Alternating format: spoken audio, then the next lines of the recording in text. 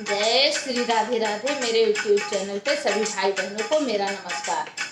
मेरा गाना अच्छा लगे तो लाइक कीजिए, सब्सक्राइब कीजिए। आओ एक अच्छा सा सोहर गाते हैं।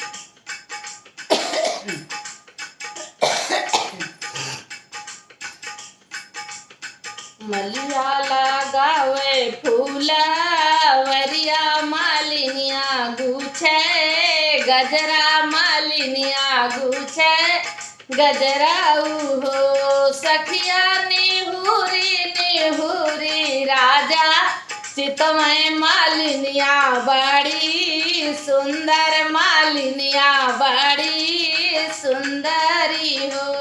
सखिया निहुरी निहुरी राजा चितमय मालिनिया बड़ी सुंदर मालिनिया बड़ी सुंदरी हो। तोहरे तो राजा राजा वरिया तो मैया से बहिनिया तो मैया से बहिनिया हो।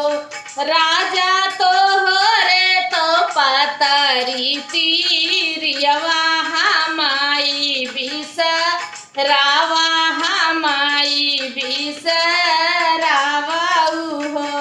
राजा तो हो रे तो पतरी तीरियवा हमाए बिस रावा हमाए बिस रावा हो।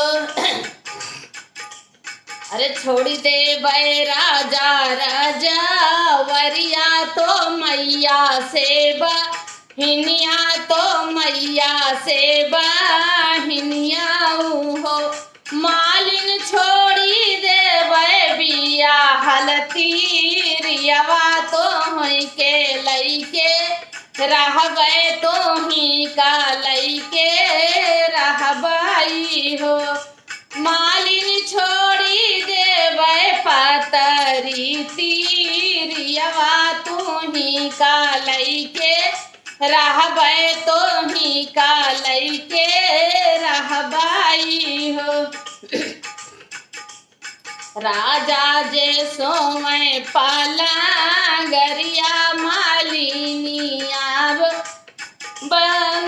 राजा जे सोमय पाल गरिया मालिनिया पास बैठी मालिनिया संग बैठिया हो। मालिन के करे घरे बाजा थैबा भैया के कारे घरे सोहर के कारे घरे सोहर हो। मालिन के करे घरे बाजा थैबा भैया के कारे घरे सोहर के कारे घरे सोहर हो। चुप रहा रे राजा चुप रहा कुछ जीनी पूछाऊ हो। राजा बैरी घरे बाजा थैबा धैया बैरी घरे सोहर बैरी घरे सोहर हो। अरे मैया की रागिया में चिन्हो बहिनिया पहचानो बहिनिया पहचानो हो। मालिन हमरे घरे मालिन हमारे ना हुए हैं लनवा हमारे बखरी सोहर हमारे घरे सोहर हो।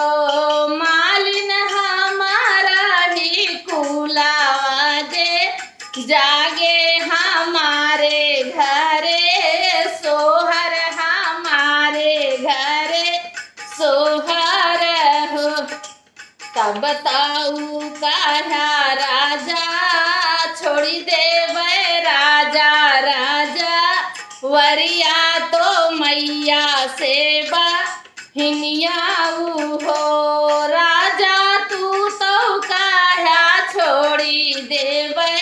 पतरी तिरियावा तू ही कलई के रहा बै तू ही कलई के रहा बई हो। अरे तू तो वायु पाने कै पतरिया जूठारी के बा हऊ बै जूठारी के बा हऊ बई हो। मालिनी मोरी धाना सोने कै था रियवा मैं नीति उठी जेऊ बै मैं नीति उठी जेऊ बई हो।